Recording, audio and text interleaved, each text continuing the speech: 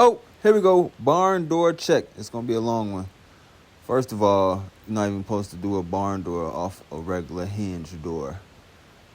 He thought I was going to take off all the casing and all that for the whatever price he thought. Anyway, I put too much work into this.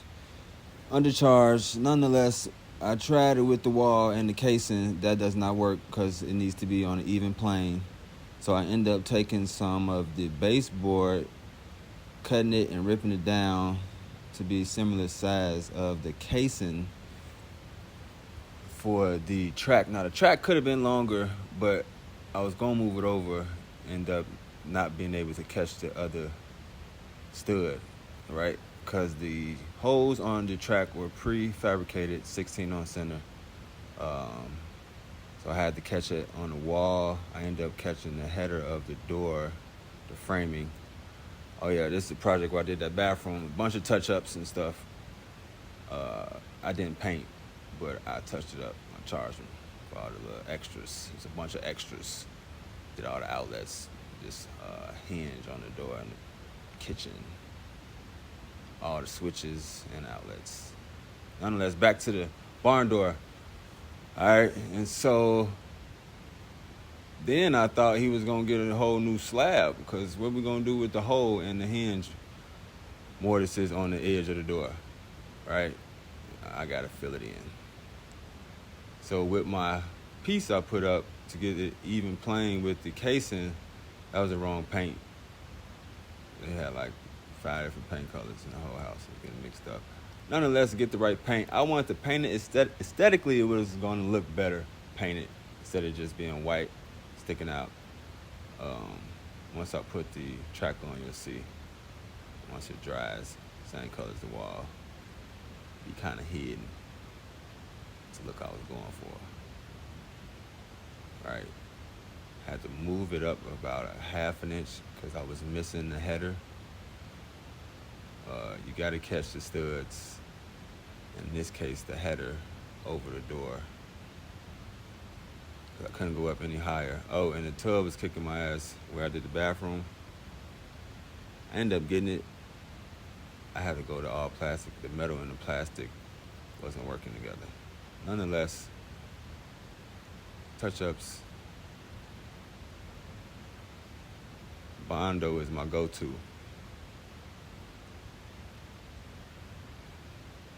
Fill those holes in, and then that extra hole on the side of the door where I was trying to catch the other stud to move the track over, but I didn't. End up using some plywood and sandwich them together with the Bondo to fill in the doorknob hole and the latch hole and the hinge mortises, the mortise hinges, whatever you want to call it. All right, I was sanding it by hand, but that shit was not gonna cut it. Ended up having to fix that little divot there. I ain't do that. All right, and then at this point, it's like a damn car, you know. I'm trying to get it perfect and shit. Way too much time on this damn door. That's a different issue. More Bondo. And I got my cordless sander, my orbital sander, because I was not doing all that by hand. If you know Bondo, you know that shit gets hard. They use it on cars. I want to get it nice and perfect. Cut the track for the bottom of the door because I didn't want to use that big ass bracket with the ball and wheel.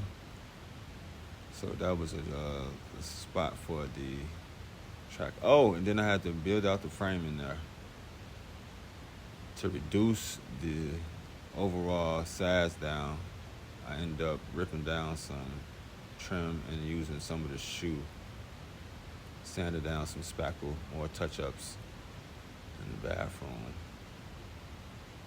Because I mitered the corners while the tile was up. Ended up cutting the ceiling a little bit. I had to touch it up. Pretty much fix anything I mess up, so I ain't worried about it. All right. And I did some other stuff in the bedrooms. Oh, back to the barn door. I'm missing some video. I'm gonna have to find it. There's a lot going on. Last coat of Bondo. Get it nice and smooth like a baby's ass, like I like it. So you can't even tell. Yeah, I'm missing the video where I painted the hinges. Solid. I had to open it up a little bit more because I broke the plastic. I don't think I broke it. Somebody broke the plastic. End up ordering another one. It was metal. It works better for the bottom track. Keep the door in line. Light sand. Ooh, so when it's closed, that extra piece I added, that I end up having to take off here